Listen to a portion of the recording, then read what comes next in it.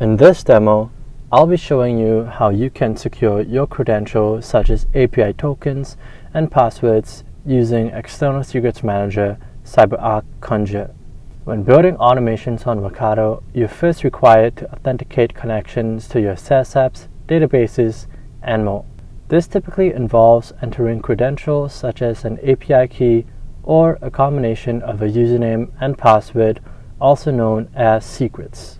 Sharing and managing the ownership of secrets across the organization increases the risk exposure of a breach, and the complexity of this issue scales when more users are involved. This problem of managing, rotating, and making sure no secrets are left unaccounted for is a typical nightmare for IT professionals and is commonly referred to as secret sprawl. On Workato, we give you the ability to eliminate this risk and better manage the secret sprawl problem by offering a native integration with external secret managers like CyberArk Conjur, so you never have to worry about secrets being shared out in the open when working with Workato. Let's say I'm interested in building a recipe that syncs Airtable tasks with Jira. I'll first create a connection on Airtable that involves the use of a personal access token.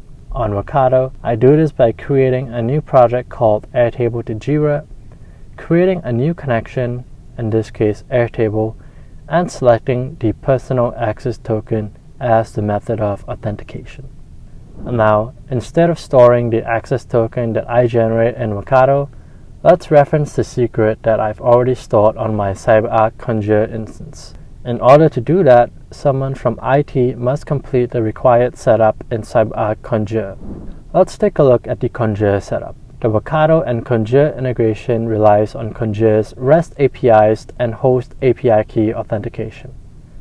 Before we get started, we recommend reviewing CyberArk's policy declaration best practices. Policies can be declared through the Conjur CLI or via an API platform like Postman. On Conjur, we first need to configure our variables. In this case, all of my connection credentials that I want to connect to on Workato. Then, I'll declare a group that has the read and execute permissions for any or all of the secrets. In a new policy branch, we'll declare a layer, a host, and add the host as part of the layer. It's important to save the value of the API key that's returned after declaring my host, as we'll need this for authenticating our connector on Workato. As a final step, I'll now grant my layer membership into the group that was declared earlier. This allows my host to inherit the read and execute permissions on my variables through the membership of the layer and the group.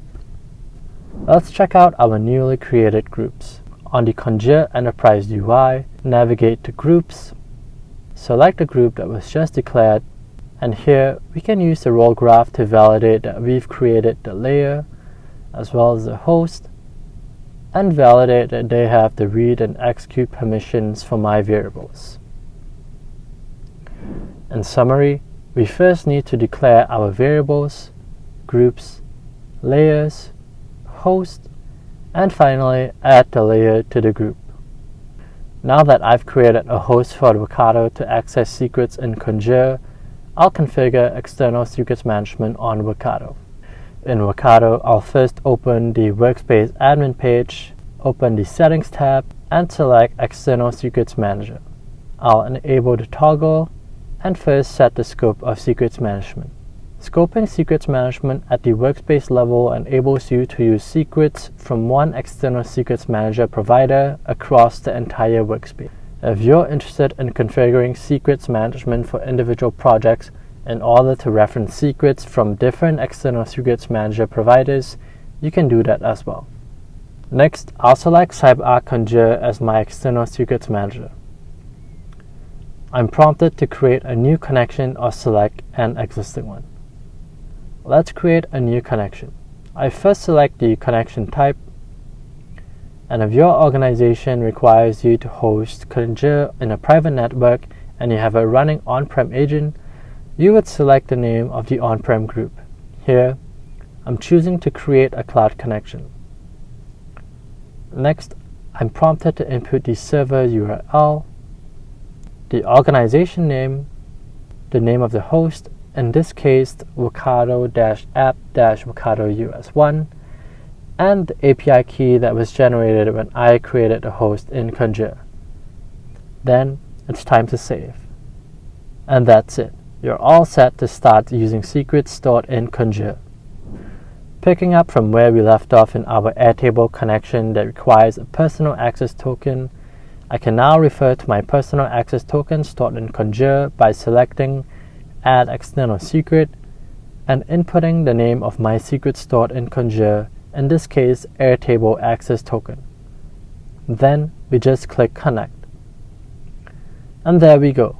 We've just created a connection in Workato by referencing a secret stored in Conjur, and I can continue with building my recipe. We've just seen how we can create a connection in Workato by making use of a secret stored in Conjur, drastically reducing any exposure of the secret. In addition, plain secret values are never stored on Workato, and secret names are cached and encrypted for 60 minutes to minimize any risk of exposure to a data breach. To revoke Workato's access to your Conjur instance, all you have to do is to rotate the host API key that was used for authentication, which can be done via the Conjur CLI. And with that, we've come to the end of the demo. Thank you.